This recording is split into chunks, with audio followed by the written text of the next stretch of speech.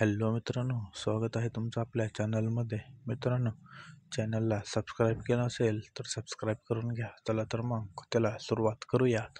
माझं नाव मनोया आहे.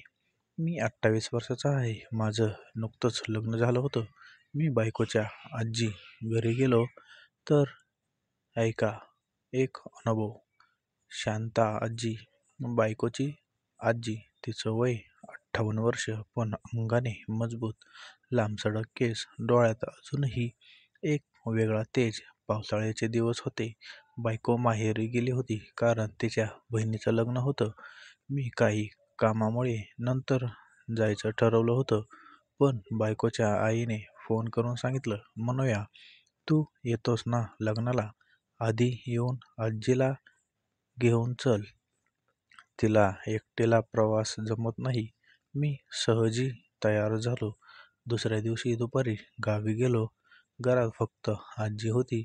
ती पांढऱ्या साडीत ओल्या केसांत बसली होती. अंगावरून जाईपर्यंत ओल्या केसांचा वास मला हलकासा भिडला. आजीने हसत विचारलं, काय रे, एकटाच आलास? मीही हसत म्हणलो, हो, आत्ता आपण दोघंच आहोत प्रवासाला. संध्याकाळी पाऊस जोरात सुरू झाला. बस बंद पडली. आजी म्हणाली, बसमध्ये जायचं तर उद्या जावं लागेल. आज इथेच राहूया. घरात फक्त एकच खोली होती.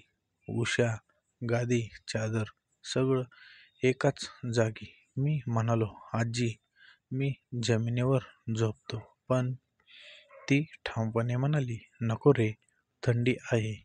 आपण गादीवरच झोपू. मी एका बाजूला, तू दुसऱ्या बाजूला.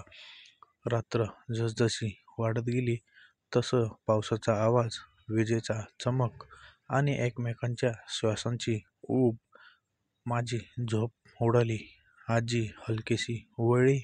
तिचा हात माझ्या हाताला लागला. त्या स्पर्शात एक वेगळी ऊब होती. तिने हलकेच विचारलं, झोपला नाहीस अजून? मी शांतपणे म्हणालो, नाही, बाहेर पाऊस छान वाटतोय. तिचे डोळे अंधारात चमकत होते. हळूहळू संभाषण जवळीकीत बदललं. हातात हात. नंतर ती माझ्याजवळ सरकली. तिच्या साडीच्या गळ्यातून येणारा उबदार सुगंध मला गुंतून ठेवत होता. रातभर बाहेर पाऊस कोसळत राहिला आणि आत आम्ही दोघं शब्दांविषयी फक्त स्पर्शाने एकमेकांशी संवाद साधत राहिलो.